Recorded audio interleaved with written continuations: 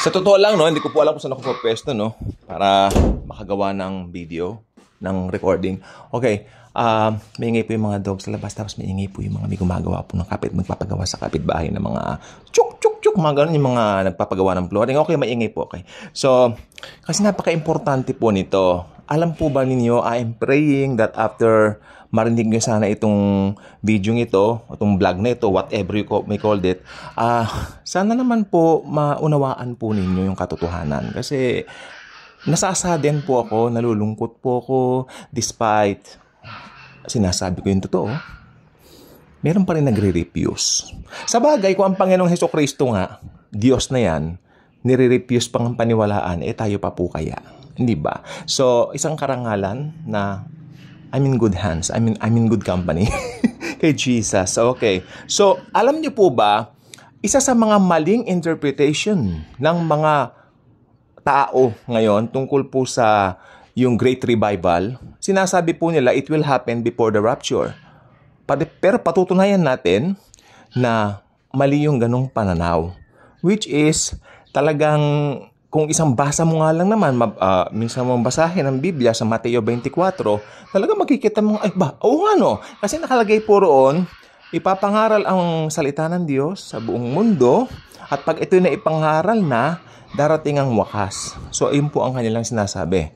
After that, magra-rapture na. So, hindi po ganun ang ibig sabihin nun. Tandaan po ninyo, ang Mateo 24 ay isinulat po para sa mga Hudyo. Ito po ay Tribulation chapter.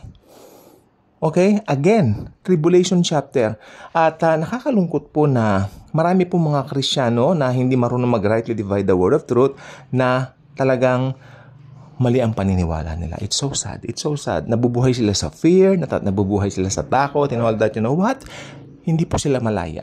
Sabi ni Jesus sa Galatians 5:1, o ni Paul, sabi niya, pinalaya na kayo ni Kristo, kaya manatili kayong malaya. It's so simple. It's just that simple, my friends, my beloved friends in the Lord Jesus Christ.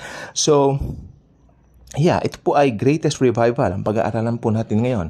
Okay, isa pong sikat na mga ngaral ng Panginoong Hesukristo na pumanaw na po some years back. Ang pangalan po niya ay si Henry Morris.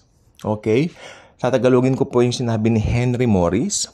Sabi niya, mararapture lahat ng believers, tatanggalin ni Hesukristo lahat ng believers sa mundo, pero hindi tatanggalin ni Hesukristo ang kanyang mga salita sa mundo. Makinig po mabuti. It means lahat ng forms, lahat ng platforms, or should I say, lahat ng format, like book format, Bible, di ba?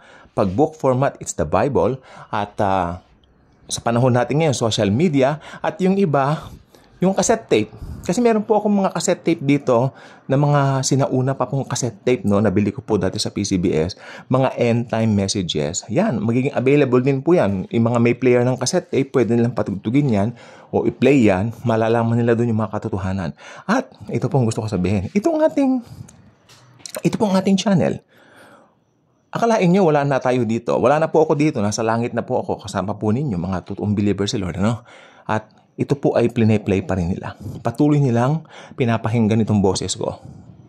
Dahil, what? Ano po? Dahil yung mga taong walang interest sa Biblia ngayon, maiiwan sila sa rapture, hindi ba? Okay. Pag nakita nila itong isang taong ito nasisikat ng todo-todo, unang-una mai-impress sila. Pero pag sinabi niyang sambahin na siya, no, hindi ganyan, sabi nila. Doon po sila matatauhan at maghahanap po sila ng mga Biblia. Pupunta sila sa YouTube. Maaaring madapuan nila ito, mapuntahan nila itong channel natin. At ang iba pang mga born-again channels o Christian channels, no? Na nagtuturo siyempre ng Biblia, ng salita ng Panginoong Jesucristo. Okay. So sabi ni Henry Morris sa Tagalog, no? Milyon-milyong kopya ng mga Biblia ay maiiwan dito sa lupa. Why? It's for a purpose. The purpose of those left behind na talagang tinawag, makinig pong mabuti, na talagang tinawag para sa buhay na walang hanggan ay makakilala sa Panginoon during the tribulation age. So meron pong mga tribulation saints na tinatawag, mga kaibigan ko at mga kababayan ko. Sila po yung magkakaroon ng malaking puso sa Diyos during the tribulation. They will love Jesus. Marirealize nila, may magsasabi, sana noon ko pa tinanggap si Jesus noong church age. Pero ganun pa man, talagang yun ang kapalaran nila. Doon po talaga sila makakakilala. Ito yung mga taong walang interest sa Biblia ngayon. Amen? Pero darating ang panahon, sobrang magiging maibigin sila sa pagbasa ng salita ni Jesus. Hindi po ba masaya naman po yun para sa kanilang, sa tribulation nga lang. Malungkot po. You know what? May gusto po ko sabihin sa inyo. Following Jesus during the tribulation will pay you a high price. Will pay you a high price. You will pay a high price rather. Magbabayad ka ng malaki in order for you to follow the Lord Jesus Christ in those times. Makinig mong mabuti. Magre-require po ang Antikristo ng 666, right? Mabuti tumahimik naman po sa labas.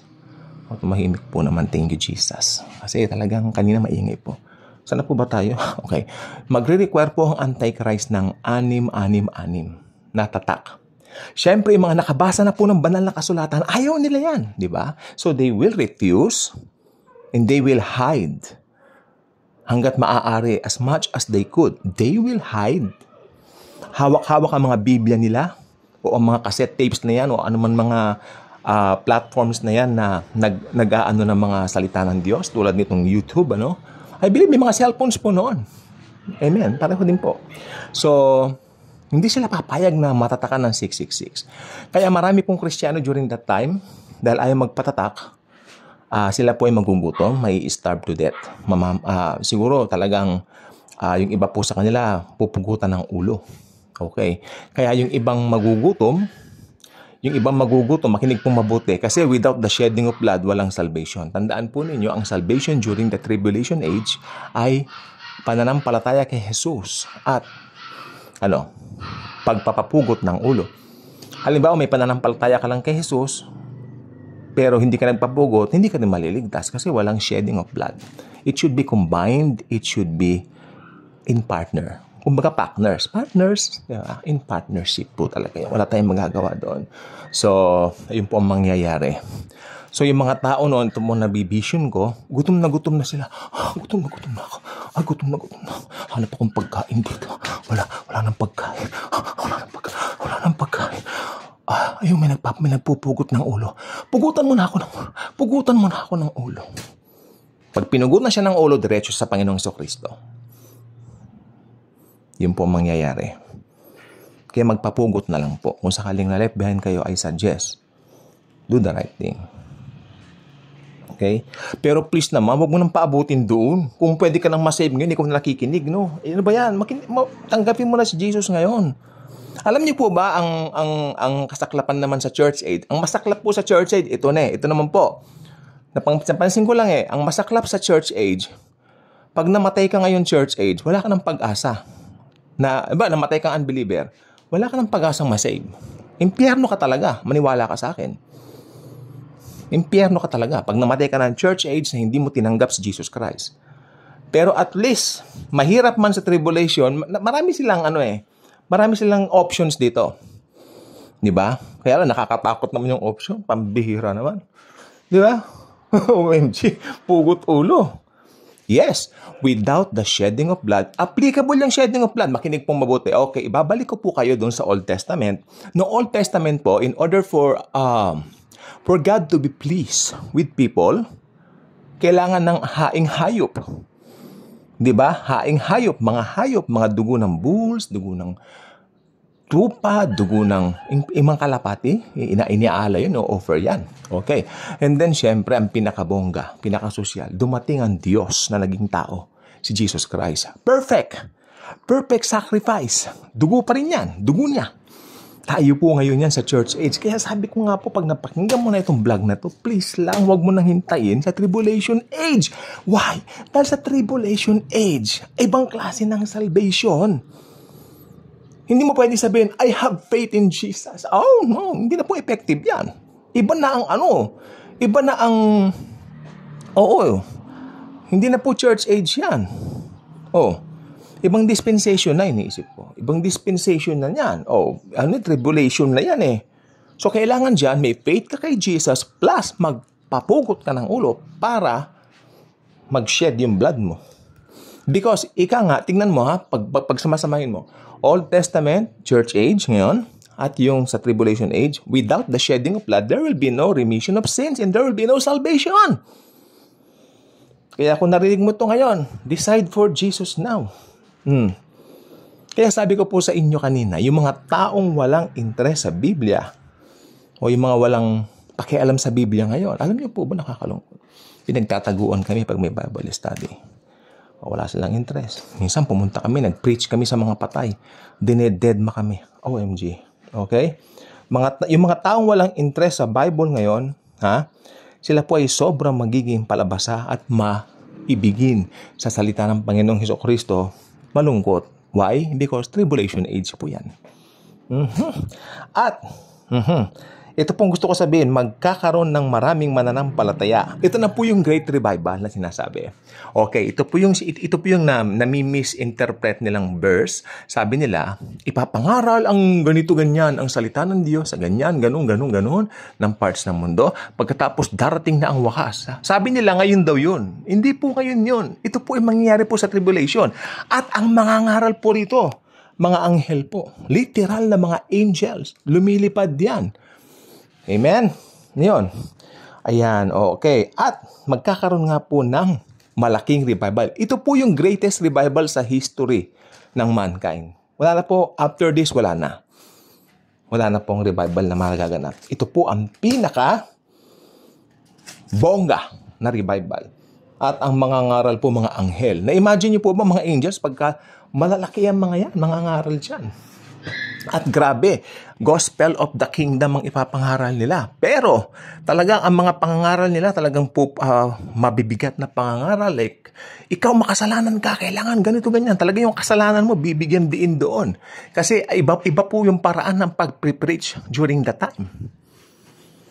Yeah, believe in Jesus, but of course, you need your blood to be shed in order for you to, what? To be saved. Kaya sabi ko, marami mag-i-starve na Kristiyano. Then they will decide to magpapugot ng ulo. And then pag nagpapugot na po sila ng ulo nila, ang mangyayari po, pag nagpapugot na po sila ng kanila pong mga ulo, masesave po sila. Okay. At after that, darating na po ang Panginoong Hesukristo rito at matatapos na po ang tribulation. At yung mga pinugutan ng ulo niyan, bubuhayin pong muli at papasok na po sa 1,000 millennial reign kasama po natin. Yan po ang mangyayari.